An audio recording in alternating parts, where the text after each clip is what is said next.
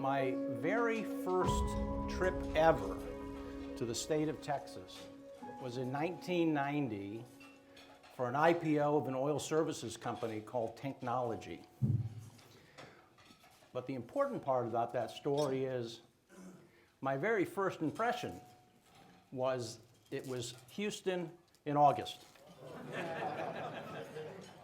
I wasn't rushing back to Texas for a while, but I'm glad to be with all of you guys here today. Thank you for having me. Thank you for having me here. I don't know why I'm here. I just know I'm supposed to be here. And I also know that every one of you is supposed to be here for some reason, because the Lord has no accidents. And so maybe something I say, something that happened to me, resonates with you today. Maybe Integris is the kind of thing you've been looking for. Maybe Luis Palau is something that you say, wow, I'd actually like to invest in bringing the gospel to the darkness of the Northeast. So I don't know what it is, but let me pray. Papa God, I thank you, Lord, that we know that you are in control. As crazy as the world can be, that you are there. You are in your throne, Lord, and you are sovereign. I thank you for every man in this room, for his heart to follow you in every aspect of his life. That these men would take time out of your day, Lord, to come together in fellowship in the name of Jesus. I pray, Lord, that I just yield to you my tongue and my lips and my brain, Lord, that everything I say today would be edifying. It would be what you would want to hear. And I pray that you would open up hearts to your message, whatever that may be for each man in this room. I also lift up in prayer the people of the Ukraine, Lord, and the people of Russia. I pray for courage and wisdom in our leaders. We ask this in the mighty name of Jesus. So I'm going to share with you guys this morning, as this says, a journey that's been going on for me for over 50 years. And it's the journey of understanding the why of work. And I've broken it down to the 7 stages of my life. I've got a couple quotes on work. And I want to see, as we go through them, think about whether any of these sound like work for you. First one, work should in fact be thought of as a creative activity undertaken for the love of the work itself, and that man, made in God's image, should make things as God makes them for the sake of doing well a thing that is well worth doing. Dorothy Sayers. Jobs are what people do for a living. They work mainly for the purpose of making money enough to enjoy their moments of not working. And at a certain age, most men I know want out. Slowly, ever so slowly, the grind is eating into their souls. They are becoming men without purpose, waiting for it to be over. After all, even bank robbers can tithe.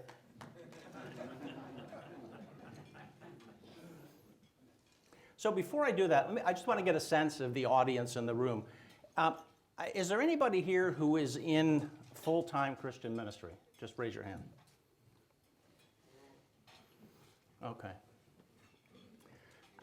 So that's how I would have answered that question several years ago.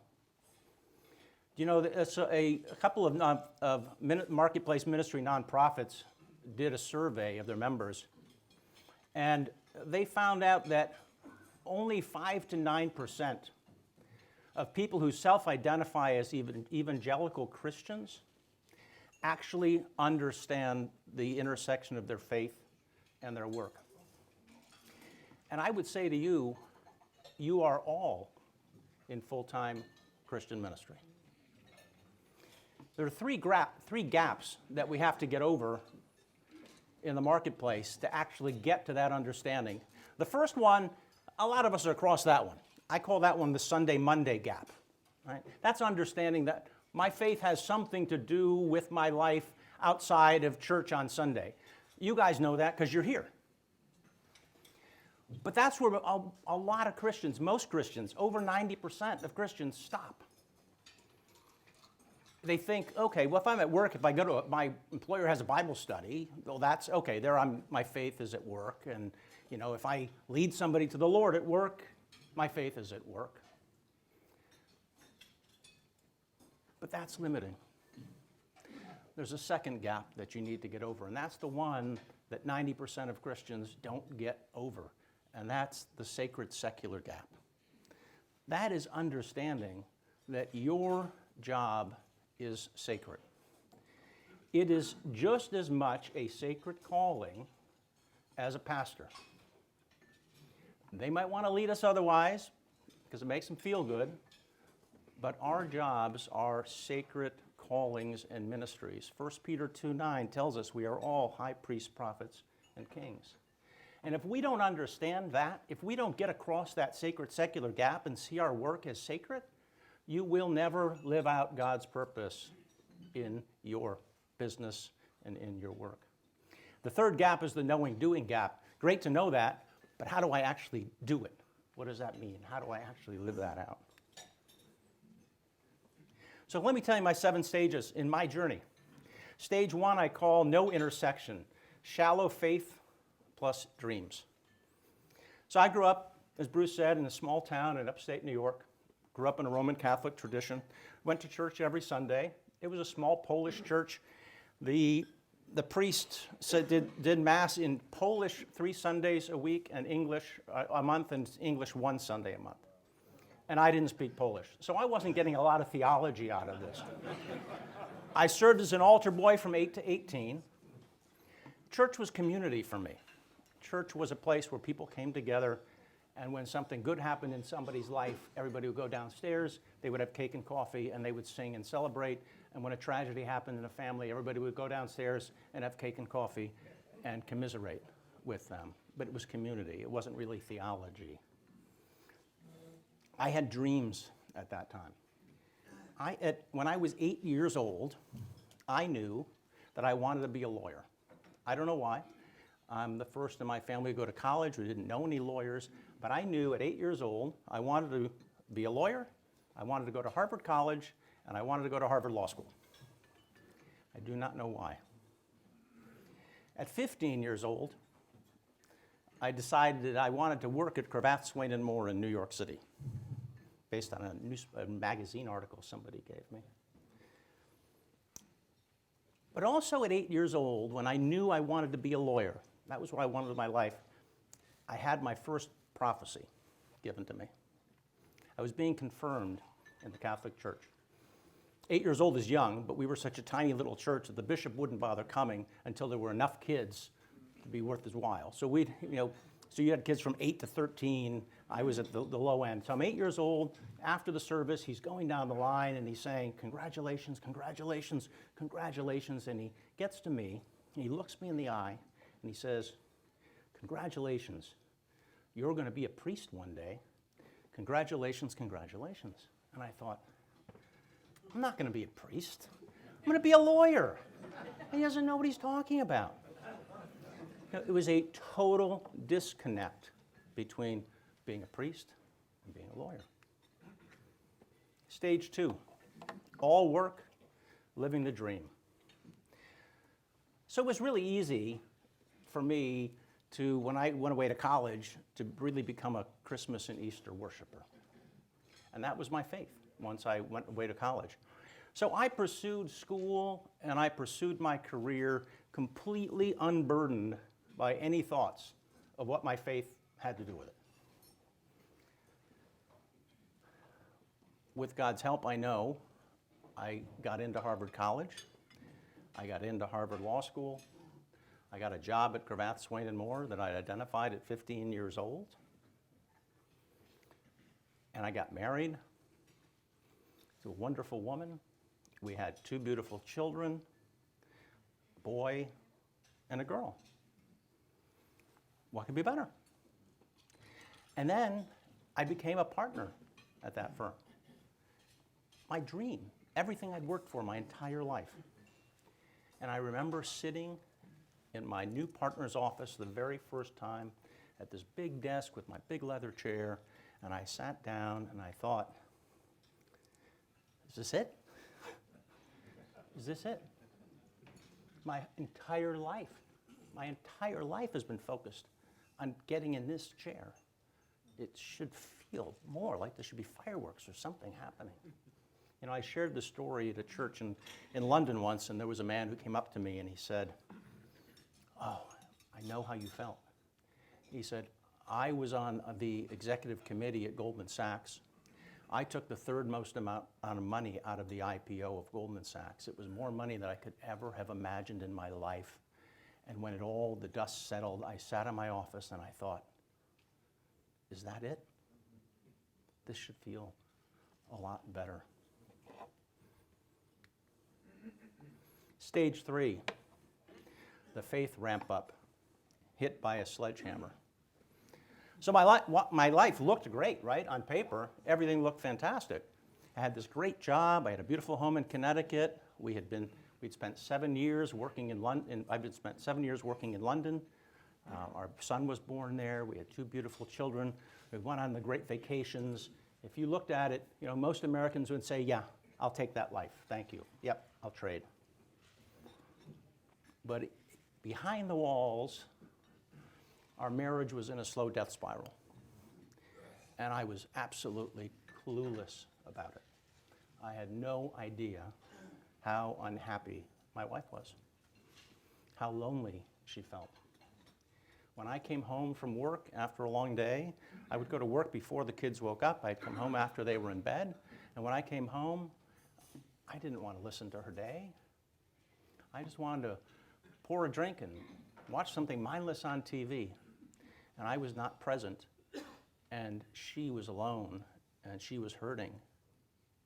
She was so alone that she made the decision in 2003 to emotionally check out of the marriage, and for 9 months, I didn't even know. Well, the sledgehammer came on October 5th, 2003. We were in church. I reached out to take her hand. She pulled it away.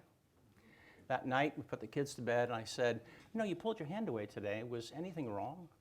She said, these were her words, "I don't know where to start.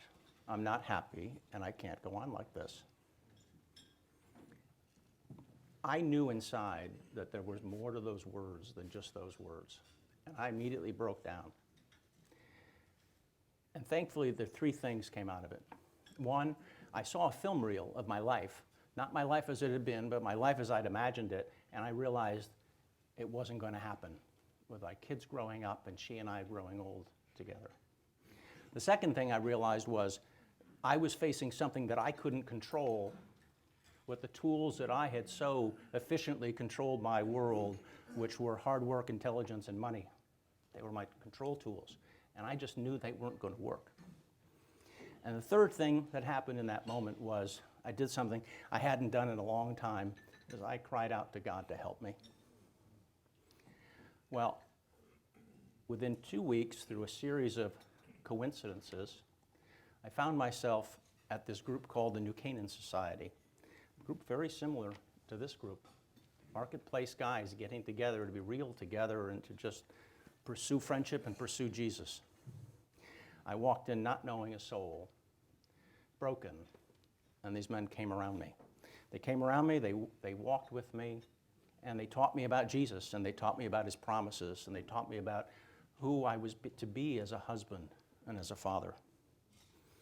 That was in October of 2003. December 5th of 2003, I gave my life to the Lord and began a new chapter in my life.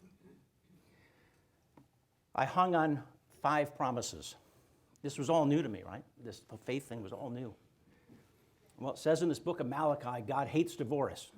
Okay, God hates it. That's good. It says he will never leave me or forsake me. He loves me unconditionally.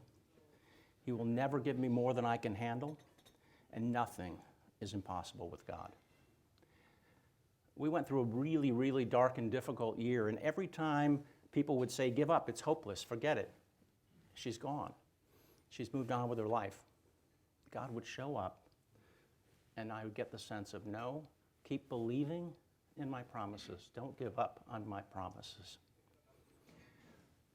November of 2004, he miraculously turned her heart around in 24 hours. And we were back walking together, first time walking together in faith. The long version of that story, if you're interested, I don't have time today. I know one of your past speakers, Eric Metaxas, was one of your past speakers. Eric wrote a book called Miracles. Eric is a good friend. And we are the chapter called God in Marriage in the book Miracles. And that's the full story of what happened. And if anybody's interested and you don't really want to give Eric your money, I have the right to send you a PDF copy of that chapter. So I'll send it to Tom, and but just don't tell Eric, because he'll get upset. Stage 4, Christian at work, clueless. So now I have this newfound faith. What do I do at work? What does that mean? Like, what does it mean now? I'm not just a lawyer. Now I'm this Christian, and I'm a lawyer. Am I supposed to do something different? I think there are 6 misses that we as Christians can make in our work when we're trying to figure out how to apply our faith. And I call them agonize, individualize, monetize, cosmeticize, prosperitize, and intermise. Agonize, we go, that's an easy one, right? I don't know what to do. What do? I have no clue what to do. That is not a sustainable state. That's like sitting on a fence. You're going to fall one way or you're going to fall the other way. You're either going to fall like, this is too hard, I'm just going to keep doing it what I always did. Or you're going to fall over to one of the other ones. Right? Individualize is pretty common. That's what I did at first, right? I'm just going to be a better person. Like, how do I take the sin gospel or the social gospel, apply it to work? I'm going to try to do less bad things and do more good things, but it's all about me. It's not about the organization. It's not about changing the culture I'm in. It's just about me being a better person. Right? God calls us to more than that. Monetize comes from kind of the classic message from the church often, which is that business is a platform for doing kingdom work, and there are only 2 kinds of kingdom work you can legitimately do from business. You can evangelize people, or you can make money and give it to people who evangelize people. And most business guys say, evangelize at the workplace? That sounds scary, and it's probably illegal. I'll just give money. And the church says, good job, great job, keep giving more. And ironically, you don't change the culture. You're still running your business for profit. You might be even treating your people worse, because now the more money I extract, the more pats on the back I get for giving more away. Cosmeticize. Cosmeticize, that one often happens when people hear the message, integrate your faith into your work. Max Dupree, the former Herman Miller furniture chairman, once said, talking about integrating your faith into your work is like talking about integrating your marriage into your sex life. Think about it. It's backwards. If your faith can fit in your work, your faith is way too small. We need to talk about, how do I bring my work into my faith, which is my life? Because if you just think about bringing your faith into your work, you know what people do? They sprinkle Christian pixie dust over their business. All right, we'll start a Bible study. Maybe we'll give out some Bible tracts. We'll put a Bible passage on our packaging. Maybe we'll get really bold and we'll put God in our mission statement. But they still treat people the same. It's still all about profit at the heart. They still treat their customers the same, their vendors the same as any other business. But it looks good, and they go on stage at Faith and Work conferences as a model of what you should be doing. Prosperitize, that is when you say, oh, bringing my faith and my work together, people will say, yeah, do that, and God will bless your business. Cool. Now my faith is like another Six Sigma. It's a management technique. If I bring my faith in, God will bless my business. My profits will go up, my sales will go up. But guess what? If they don't, you're not going to spend a whole lot of time integrating your faith and your work. And intermise is kind of the saying, all right, you know what? Once we're successful, then I'll think about bringing my faith into my work. It's kind of the Bob Buford's success to significance applied to a business. Once we get successful, then we'll do something. And I fell into all these. Like, I agonized, I individualized. I gave more money. I started giving more money. Cosmeticize for me was putting a Bible on my bookshelf. Right? No one ever noticed it. Stage 5, work removed into the wilderness. So in 2009, I'm now a lawyer, I'm a Christian, practicing.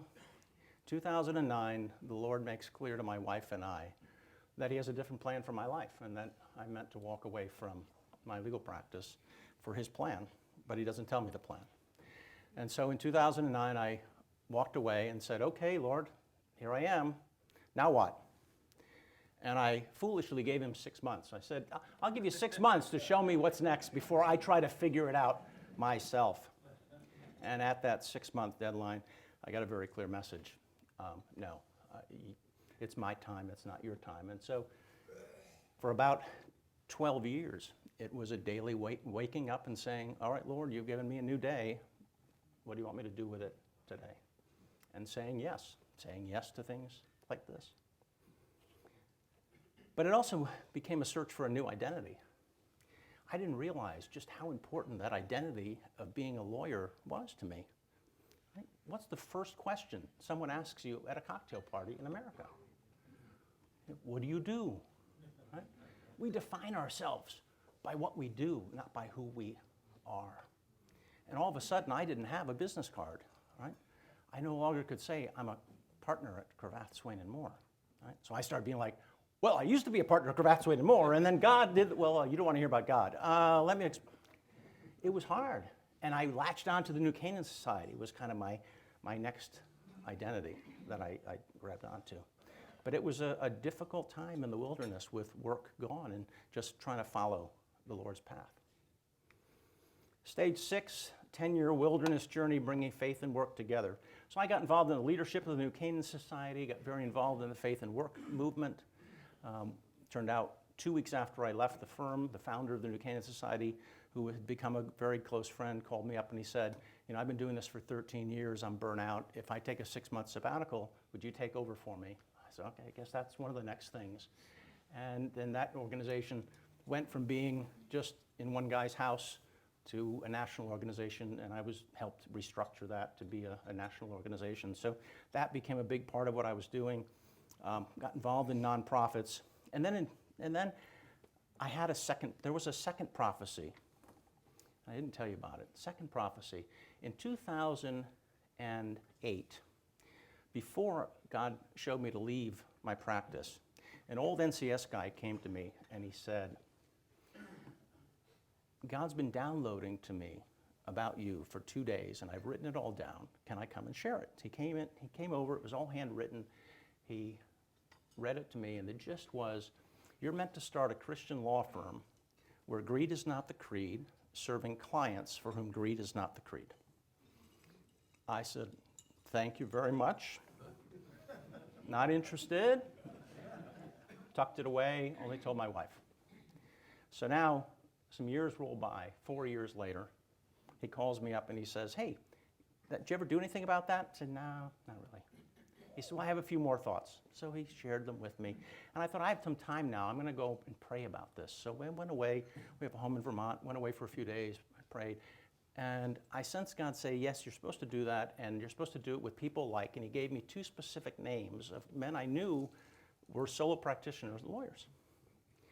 Wrote it down, told only my wife, tucked it away, did nothing about it.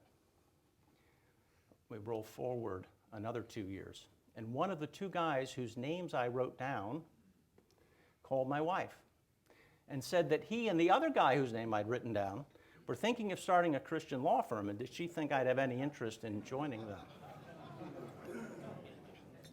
And that's when I said, Uncle. So, long story, we went down the path of that. They each got pulled off in different directions. The result of a lot of refinement was the next stage. But in the process of it, at a retreat, I was given a personal mission statement for my life now, for my vocational life. My mission is to redeem work through the impartation of wisdom, spotlighting God's truth, and connecting its meaning to organizational cultures and practices. I finally understood the bishop's prophetic word. I can be a lawyer and a priest at the same time. Stage 7 is where I am now. It's Integris. I'm living my purpose, I believe. As Bruce said, Integris is a law firm, but with a very narrow focus. It is advising and guiding Christian business leaders in how to actually bring their faith and their work together, helping them walk down that path, and then being there as an advisor as they're making decisions to help them think it through from the perspective of who they are as a follower of Jesus, and then thinking it through from what they said they wanted their company to be and who they say they want to be. Because when we're in the midst of a transaction, we're in the midst of a dispute, we're in the midst of a decision, it can be very hard to step back and think about, wait a minute, what did I say I wanted this company to be all about? Who am I as a follower of Christ?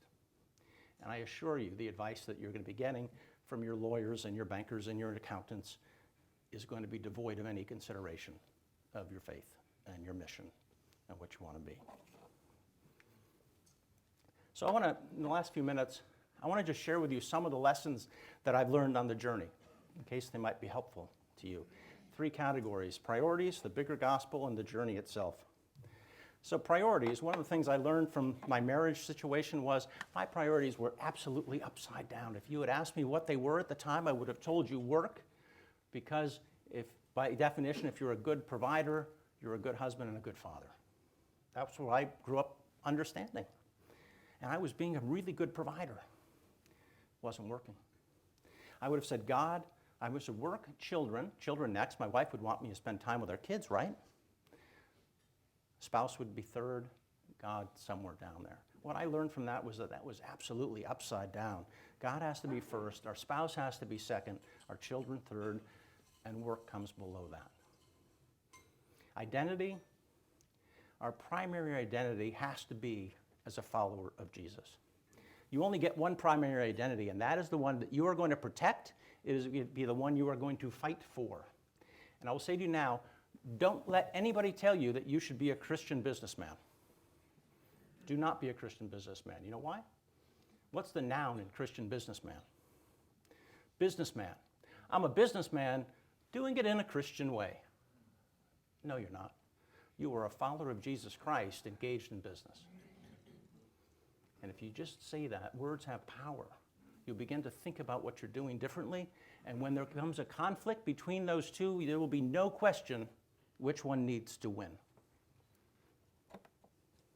A bigger gospel. You know, I think the church does a real disservice to us. If you think about God's big story, there are 4 chapters to it. There's creation, there's the fall, there's redemption through Jesus, and then there's God's restoration project for his kingdom. The church has for a long time truncated that, and they only teach us the middle 2 chapters. You're a sinner, Jesus came to save you. Well, if we don't know where we came from, and we don't know where we're going, we can't really understand where we are. And I think it's a huge disservice to miss the bigger story of God's bigger story, because if you look at the 2 ends, the bookends of it, what you understand is only from Genesis. Do you understand that work is sacred and has intrinsic kingdom value? It is part of being human. God created it as a good thing. In fact, I would say if you are not working, you are not fully human. It is part of our humanity. It is part of us living out Imago Dei in the image of our creative and productive God. Integrity. Work is part of our faith, not vice versa. Balance. I would also say don't ever try for work-life balance. Our culture is obsessed with work-life balance. I think work-life balance is straight from the pit of hell. Do you know why? Because what it says is that work is an oppositional force to life. And God created work as an essential part of life. And we are being deceived into believing that work is something that we need to escape with retirement and we need to get away from, rather than embracing it as actually how we were made. Beauty.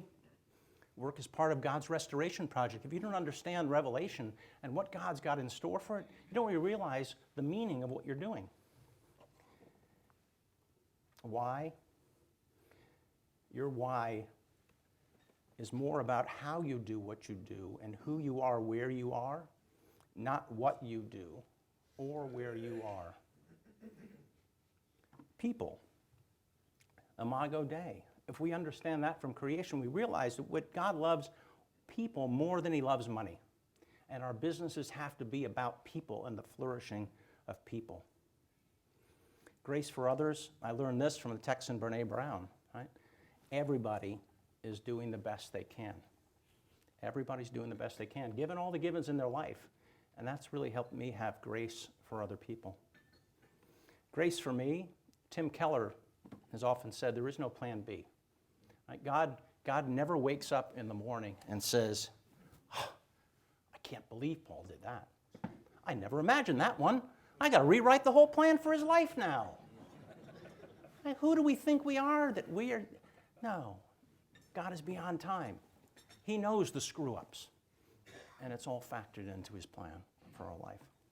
And my story, I've learned that my story isn't the story. What story am I telling myself in any situation? The journey, commitment. Well, first in the journey, I've learned to make sure I'm running to something and not from something. If you're running, you're either running to or you're running from. If you're running to, you have a goal and you have a place you're going. If you're running from, any place will do. And often in life, we end up running from things. When God puts an Egypt in your life, don't long for your Egypt. Leave it in the past. Commitment. When God calls, burn the bridge and slaughter the ox. Perseverance. Don't give up on the brink of success. I learned this in my marriage. I heard a great story about Chuck Yeager, right? The guy who broke the sound barrier. Apparently, he was not the first guy to try it, but when you're getting closer and closer and closer to the speed of sound, the plane would begin to shake, and harder and harder and harder until it felt like it was going to break apart. The only difference between Chuck Yeager and the other test pilots was he didn't give up at the last moment. And I think in life, so many times, we give up on the brink of God's success in a hard thing in our life. And thank God in my marriage, that was one of the things that he kept telling me, don't give up, don't give up, believe my promises. Trust, don't forget in the dark what God told you in the light. He is true to his word. Provision, a faucet is not a source of water. Think about it, right? A faucet is just a distribution mechanism for water coming from a vast reservoir somewhere. We often think of our jobs as the source of our provision. Our jobs are not the source of our provision. Our jobs are a distribution mechanism that God uses to fulfill his promise to provide. And the problem is if we get caught up thinking that our job is actually where the provision is coming from, we give way too much power to our employers. We make them God. And it's trusting that he will provide, and that if it looks like one job is not the right one and he calls us out of it, he will be faithful. Obedience. Follow the rabbit trail even if you can't see a rabbit. I can't even count the number of times in the last 12 years where something has come up and I've said yes. I've just said yes. It looked like God put it in my path, and it wasn't obvious why it made any sense or any sense and worth my time. And then 1, 2, 3, 4 corners later and connections, I realized, that was why he had me do the first thing. Somebody asked me this morning, coming to something like this. Tom asked, I could do it. I said yes. I don't know why. It might be because somebody needs to hear the message. It might be that I meet somebody here who says, you need to meet this person, and that person says, you need to meet this person. And a year from now, I realize that was why you sent me to Houston. Contentment. There are no worse things, just things that God has allowed that we don't yet understand. Presence. I learned this one at a seminar I took, or actually it was a kind of experiential weekend. A guy named Dan Tacchini. Our today is robbed by our expectation of a tomorrow. Our today is robbed by our expectation of a tomorrow. And he would say, think about what you would do in your life, particularly in the relationships in your life, if you found out you had 6 months to live. And when you figure it out, go do it. Because we don't know we have tomorrow. Purpose. Test all your actions by asking, what is your so that? Why am I doing this? I'm doing this so that, and so that. And if you ask enough so that's, what it should get to at the end is glorifying God, because that is the only purpose for which He made us.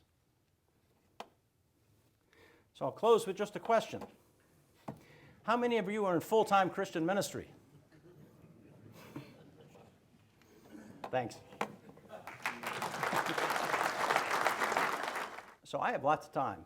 I'm a slave to the plane schedule, so I'm here. If anybody, that Tom had mentioned that sometimes you guys want to do a Q&A, so if anybody has questions, I'm happy to try to answer them. Paul, Jimmy, Kim, it's been a pleasure to meet you today. Thank you so much for sharing your story with us. My question to you is, so there's several factions out in society right now, including the mainstream media, which are actively working against Christianity and Christian values. So my question to you is, do you face adversity when you're out there promoting your message in your business? You know, not so much adversity as just deaf ears. Right? I mean, like, I don't know, that sounds hard. That's, I'm kind of okay doing it the way I've been doing it. That's sort of okay. I think we are going to be facing that more and more, and we need to rest in the fact that we have the truth, and that we are the remnant, and we need to actually go about pursuing God even more faithfully, right? And really trusting in His word. Seek first His kingdom and His righteousness, and all else will follow. But the real question, Jimmy, is like the test was when he told me he has this radio show, and he says, "Yeah, I interview people like you." And I said, "So the real test is, are you going to invite me to your radio show?" Yes. All right. So I saw him. Thank you again. My question to you is, I've got grandchildren. Would millennials and this younger generation understand your speech as we do? Kind of little older guys here. Do young people get it, or do we get it? Yeah, I don't pretend to understand millennials, but I think that millennials are hungry for purpose. They're hungry for a why. They're hungry for the Mars Corporation, which is a secular business, did a survey of their employees, and they found from that their employees said, working for a company that is actually living out what it says it is and what it stands for is worth 30% in compensation. So I think millennials are actually, I think they're the hope, because I think they will get a message of a bigger purpose and a bigger why to what you're doing than just to make money, like those first quotes, just to make money so that you can spend it when you don't have to work and retire. Thank you. Would you please expound a little bit more about the New Canaan Society? Sure, yeah, the New Canaan Society was founded in 1995 by actually Eric Metaxas and a guy named Jim Lane, and really they created it. They said, there's no place we really don't see the church providing a place for marketplace guys to come together and be real. A safe place where they can come and just share their struggles, share what they're going through, and maybe when they get there, meet someone and say, "Wow, you too? Like, I'm struggling in my marriage, you too? I just lost my job, you too?" And then to come around each other in fellowship. It is all about friendship with Jesus and friendship with each other. And they felt that to create a place where there was no religiosity, where men who wouldn't go into a church would feel comfortable showing up and beginning to walk in that journey. And it was also born of the understanding that men, as they become more senior in their careers, actually become more isolated. And it's even easier for the enemy to pick them off as they get more senior, and that because there are fewer and fewer people that they can actually confide in and trust with the struggles that they have in their life. It began with just 8 men meeting for coffee and bagels on Friday mornings in a home, and it's grown. When I first showed up in 2003, it was 200 men in the living room, and it's now 60 plus chapters across the country of men just getting together on a weekly or bi-weekly basis and just coming together in fellowship, sharing their stories, sharing testimonies, maybe bringing in speakers to share their stories, but it's really about a place where you can just come together as men and be real together and share life and pray with each other. 3 chapters in Houston? Yeah, I think there's 3 chapters in Houston now. Yes, sir. Relative to millennials, how do you bring millennials that were brought up in a faith and have decided to walk away from it and become basically agnostic? What is the best message, or what is the Gosh, you know, I have no idea. You know, I really don't. I really don't know what the best message is for that. But I think I know what it's not, and I think what it's not is it doesn't start with you're a sinner. And I think by expanding it to that we were created in the image of God, and He said it was very good. And yeah, we screwed up. We all mess up. And we're all welcome. Because I think the deception is, right, that our faith the most open is portrayed as exclusionary. And right, people say, oh yeah, the Christian, you have to say this thing, and you have to believe certain things, or you're going to go to hell. Like, what kind of a faith is that? As opposed to God, Jesus died for all of us. So I think we have to overcome that misperception that somehow our faith keeps people out rather than invites all people in. Yes, sir. Do you have any regrets? Nope.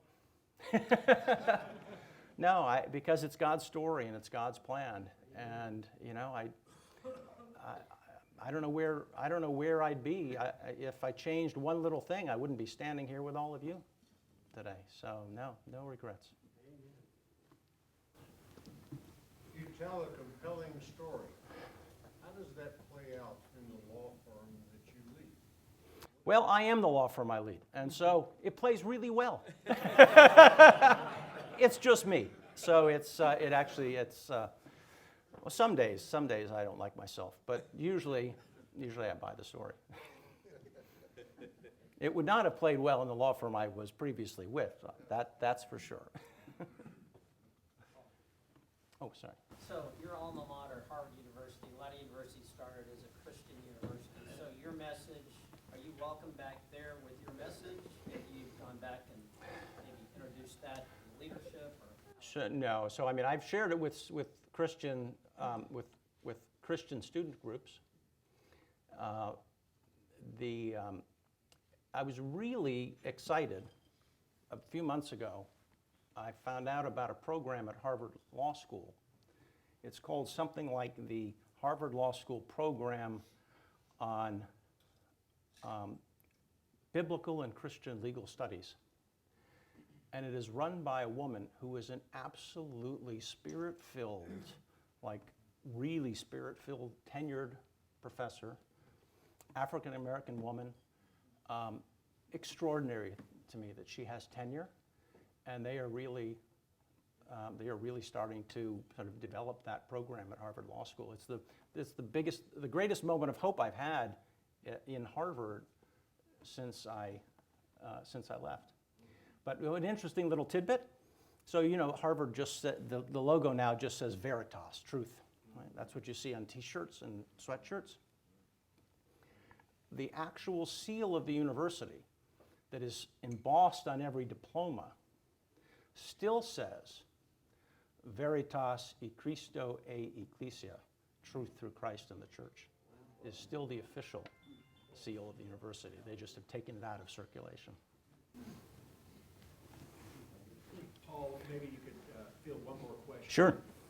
Thank you so much for coming today. God always shows up bigger and better than we could ever imagine. Your message was so powerful. Thank you for taking the time to come here. Bruce, maybe one more question, then Bruce is going to. Great. Thanks, John.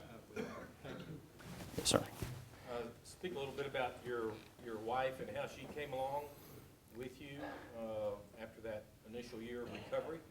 And what is she doing with you now, and how is she supporting you in what you're doing? Yeah. So it was it was truly miraculous because she had left. I mean, essentially had left and was out the door, and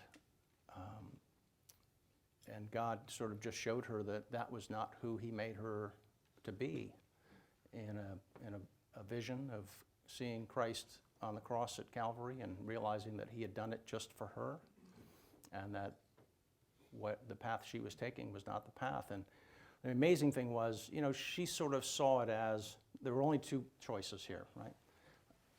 Continue in a crappy marriage or get out.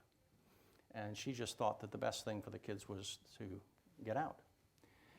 And I kept believing that there was a third path with God. And I said, God doesn't want a lousy marriage. He wants a good marriage. And He doesn't want us to get out of a marriage. And she really, in her heart, believed she had tried everything and that there was no other path. And when she sort of had that revelation, a few days later, kind of the last hint of doubt was, but how could there possibly be a path to restoration? And it was our son's birthday. And she said, whatever you want to do that day, I'm with you. And one of the things that he wanted to do was see the movie Polar Express that had just come out.